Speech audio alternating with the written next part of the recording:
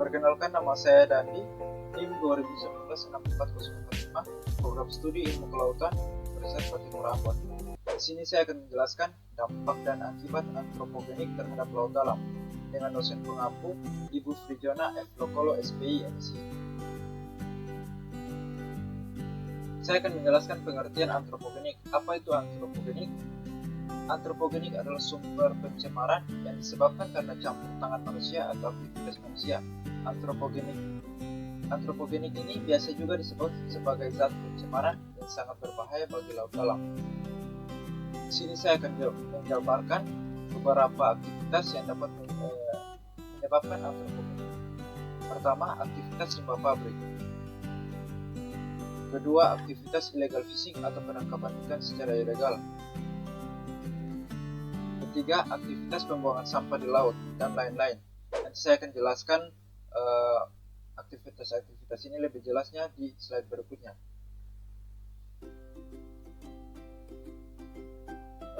Berbicara tentang dampak dan akibat antropogenik terhadap laut dalam, sudah barang tentu kita harus mengetahui apa itu pengertian laut dalam. Pengertian laut dalam adalah lapisan terbawah dari lautan, berada di bawah lapisan termokrin pada kedalaman lebih dari 1828 meter. Sangat sedikit atau bahkan tidak ada cahaya yang dapat masuk ke area ini, dan sebagian besar organisme bergantung pada material organik yang jatuh dari zona fobik. Seperti gambar yang sudah tertera di slide ini, saya akan menjelaskan beberapa pembagian zona di dalam laut. Yang pertama yaitu zona litoral. Zona litoral atau biasa juga disebut sebagai wilayah pasang surut air laut. Yang dimaksud dengan zona litoral adalah wilayah laut yang dapat tergenang oleh air apabila kondisi laut sedang mengalami pasang. Namun ketika air laut surut, maka wilayah atau zona litoral ini berubah menjadi pantai. Seperti yang sudah saya tandai dengan kursor, ini adalah zona litoral. Maka dari itulah mengapa wilayah ini disebut sebagai zona pasang surut. Pengaruh suhu udara beserta sinar matahari yang terdapat pada zona sangatlah kuat. Zona litoral menjadi habitat bagi beberapa spesies laut. Beberapa dari binatang tersebut merupakan binatang yang bisa dimakan. Zona litoral ini bisa dikatakan sebagai wilayah yang paling atas ataupun yang paling dekat dengan pantai ataupun daratan. Zona litoral ini juga disebut sebagai jalur pasang, yakni bagian cekungan lautan yang terletak di antara air pasang dan juga air surut. Zona litoral sering disebut juga sebagai pesisir pantai yang terdiri dari pasir pantai dan pecahan rumah-rumah karang. Ini adalah zona litoral. Yang kedua adalah zona nerotik. Zona nerotik ialah atau biasa juga disebut sebagai wilayah laut dangkal. Kenapa bisa disebut sebagai wilayah laut dangkal? Karena wilayah ini mempunyai kedalaman hanya antara 50 hingga 200 meter. Zona nerotik adalah wilayah perairan dangkal yang letaknya dekat dengan pantai. Kawasan zona nerotik ini merupakan zona yang dapat ditembus oleh sinar matahari dengan sangat baik. Karena tertembus oleh sinar matahari dengan sangat baik, maka zona nerotik ini dijadikan sebagai habitat yang sangat cocok bagi beberapa jenis spesies laut. Zona nerotik ini juga merupakan tempat banyak jenis ikan yang ditangkap oleh nelayan. Beberapa faktor yang menyebabkan banyak ikan di zona ini antara lain sebagai berikut: perairannya banyak mengandung oksigen, banyak terdapat plankton yang mengapung di permukaan air, banyak mendapatkan sinar matahari. Itulah beberapa faktor yang menyebabkan banyak binatang maupun tumbuhan banyak ditemukan di zona ini. Seperti yang sudah saya gambarkan di kursor ini adalah bagian daripada zona nerotik. Yang ketiga adalah zona batial. Zona batial biasa juga disebut sebagai zona laut dalam. Disebut sebagai zona laut dalam karena wilayah zona ini mempunyai kedalaman antara 200 hingga 2000 meter. Karena kedalamannya yang semakin dalam, maka wilayah laut ini tidak dapat ditembus oleh sinar matahari.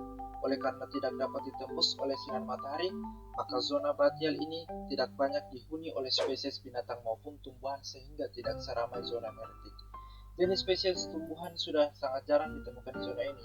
Namun spesies binatang laut baik ikan maupun non-ikan masih lumayan banyak. Seperti yang saya sudah tandai dengan kursor, ini adalah bagian daripada zona vertikal atau wilayah laut dalam. Yang terakhir ialah zona abisal. Zona abisal atau wilayah laut sangat dalam. Zona abisal ini merupakan wilayah yang paling dalam dan sangat-sangat gelap. Oleh karena merupakan wilayah laut yang paling dalam, maka wilayah ini mempunyai kedalaman lebih dari 2000 meter. Seperti yang saya sudah gambarkan, 2000 sampai 2500 meter ke bawah. Karena sangat dalam, maka wilayah ini tidak mendapatkan penyinaran matahari sama sekali, sehingga membuat wilayah ini sangat dingin karena mempunyai suhu yang sangat rendah. Karena letaknya sangat dalam, maka sangat sulit ditemukan oksigen di zona ini. Dan hal ini pula yang menjadi penyebab tidak adanya spesies tumbuhan yang ditemukan di zona ini. Selain itu, spesies binatang yang dapat hidup di zona ini pun juga sangat sedikit. Beberapa binatang yang dapat hidup di zona ini antara lain adalah anglerfish. Anglerfish merupakan jenis ikan yang dapat menghasilkan cahaya sendiri untuk dapat berkomunikasi. Selain itu, zona ini mempunyai tekanan air yang sangat besar. Itulah beberapa pembagian laut berdasar pada kedalaman yang bervariasi. Selanjutnya kita akan melihat slide selanjutnya.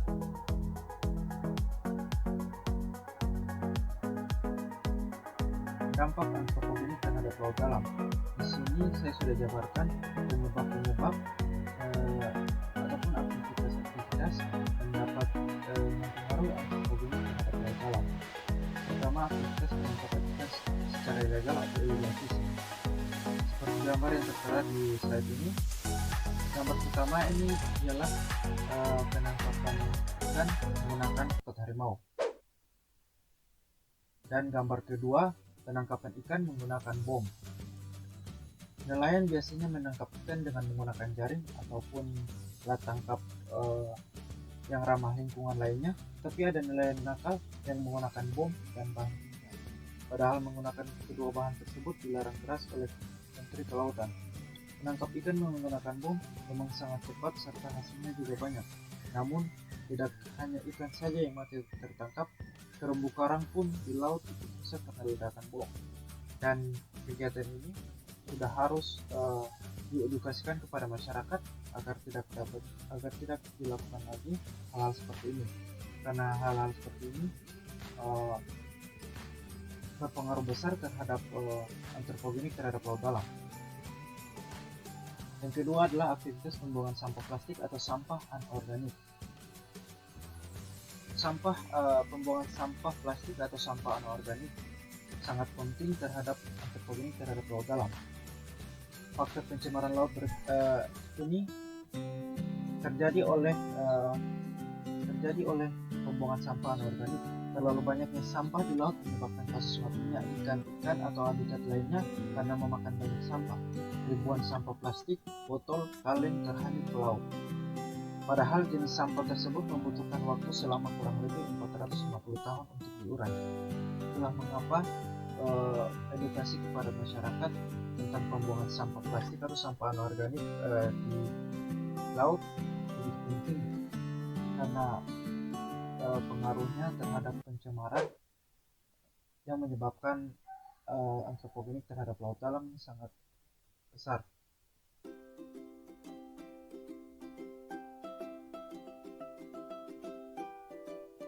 Adapun dampak antropogenik terhadap laut dalam yang lainnya ataupun aktivitas lainnya. Aktivitas lalu lintas kapal.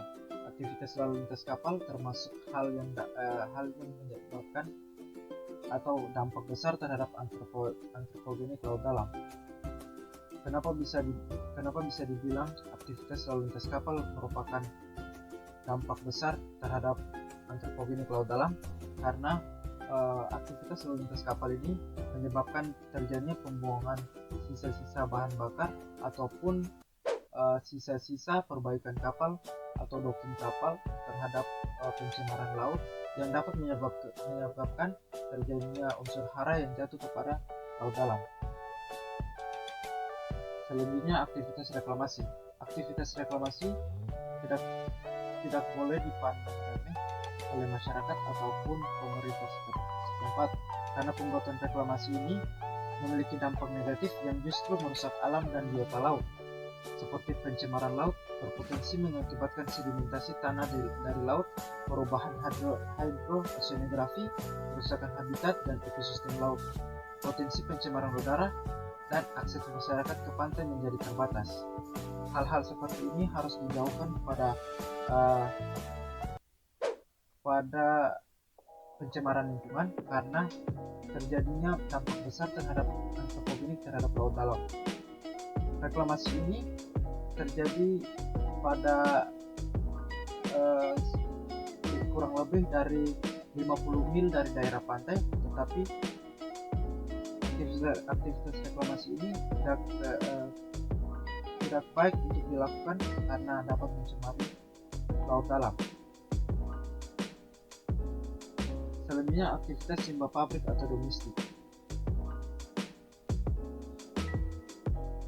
Aktivitas limbah pabrik atau domestik ini juga sangat penting terhadap bagaimana penyebabnya terhadap antropogenik terhadap laut dalam. Dan juga aktivitas limbah domestik ini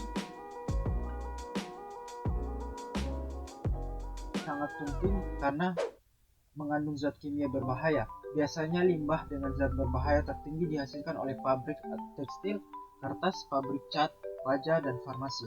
Air limbah yang dihasilkan dibuang ke sungai, kemudian menuju ke laut. Jenis limbahnya berupa air panas, mengandung asam belerang, berbusa, dan baunya tidak sedap. Berbahaya jika air limbah terusan dibuang ke laut karena dapat merusakkan ekosistem laut. Hal-hal seperti ini harus dijauhkan dari kegiatan-kegiatan yang dapat merusak laut dalam.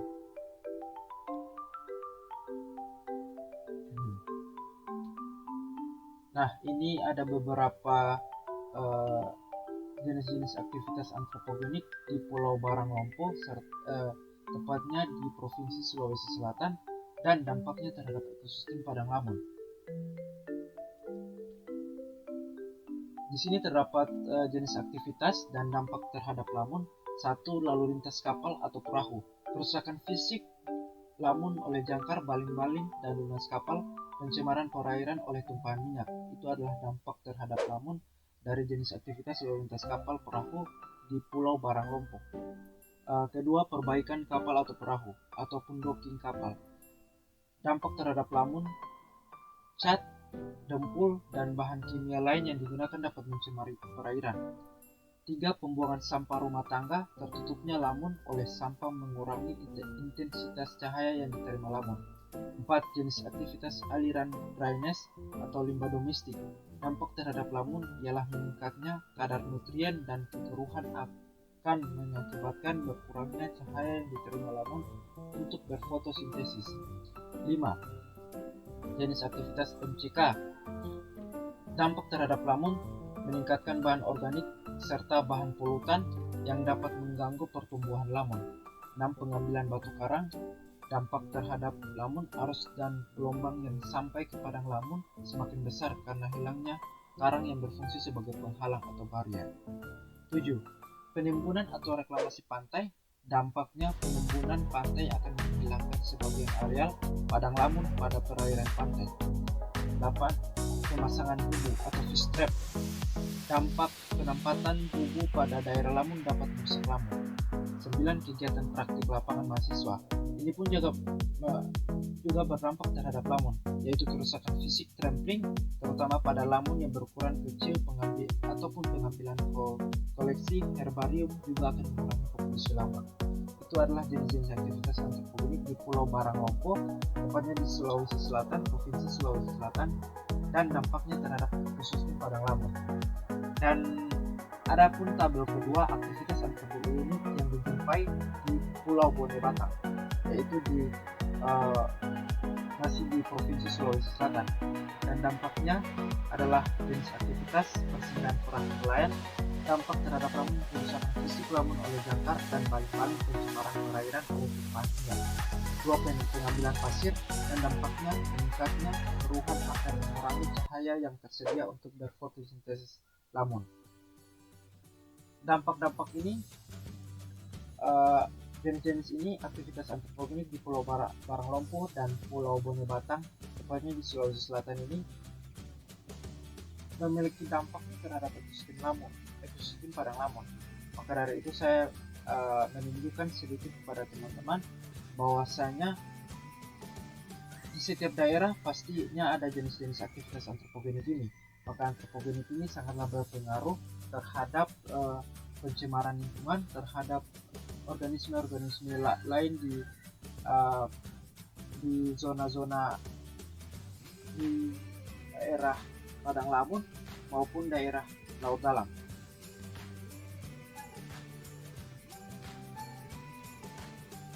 Akibat dari antropogenik terhadap laut dalam. Akibat dari aktivitas manusia terhadap laut dalam. Pencemaran laut terkadang tidak selalu sering terjadi. Biasanya pencemaran berawal dari badan saluran air, yaitu sungai. Kondisi sungai yang berada di sekitar daerah sungguh memprihatinkan. Banyak masyarakat membuang kotoran ke sungai, tidak hanya masyarakat setempat saja, tetapi para pelaku industri, pabrik, dan instansi lainnya juga ikut membuang sisa limbahnya di sungai secara ilegal dan ilegal. Dan illegal fishing juga merupakan salah satu penyebab antropogenik terhadap laut dalam. Air yang berada di sungai kemudian dialirkan ke laut sehingga pencemaran air laut terjadi. Berikut merupakan dampak yang ditimbulkan oleh pencemaran air laut. Saya akan jabarkan satu persatu, yaitu satu, kerusakan ekosistem. Dampak pencemaran laut yang pertama yaitu menyebabkan kerusakan ekosistem. Laut berisi berbagai macam ekosistem, seperti ekosistem terumbu karang, ekosistem ikan, dan ekosistem lainnya. Bila ekosistem terkena pencemaran terus-menerus, ekosistem jadi terganggu dan akhirnya rusak. Ekosistem yang rusak dapat merugikan nelayan karena turunnya jumlah ikan membuat mereka sulit mendapatkan hasil tangkapan untuk dijual. 2. Timbulnya endapan bahan terlarut dan koloid.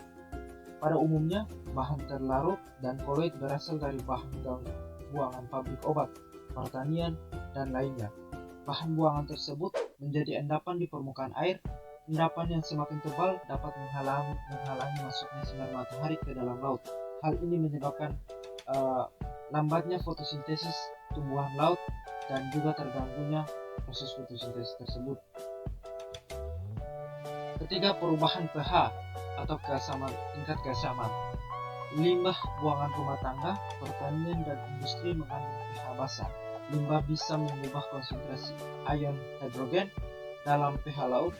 pH laut biasanya berkisar 6,5 sampai 7,5, namun bisa berubah di atas 7,5 atau di bawah 6,5 jika terkena pencemaran. pH laut sudah sesuai dengan kehidupan organisme air.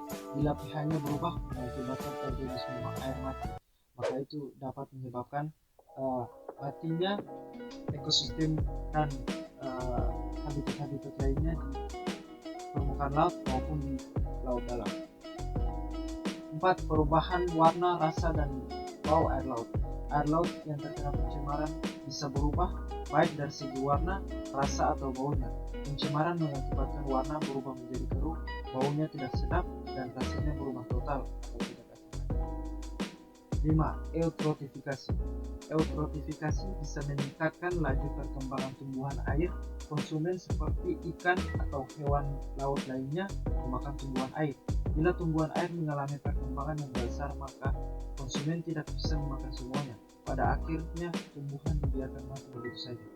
Dampak-dampak dari aktivitas manusia maupun aktivitas pabrik sangatlah berpengaruh besar terhadap antropogenik di laut, dan juga sudah tentu dapat mencemari seluruh permukaan laut yang dapat mengakibatkan rusaknya habitat maupun ekosistem laut dangkal dan laut dalam.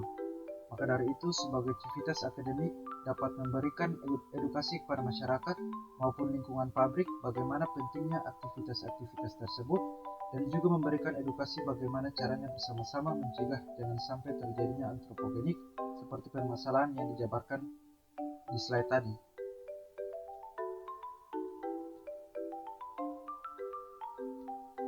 Mungkin itu saja yang bisa saya sampaikan, kurang lebihnya mohon dimaafkan. Terima kasih.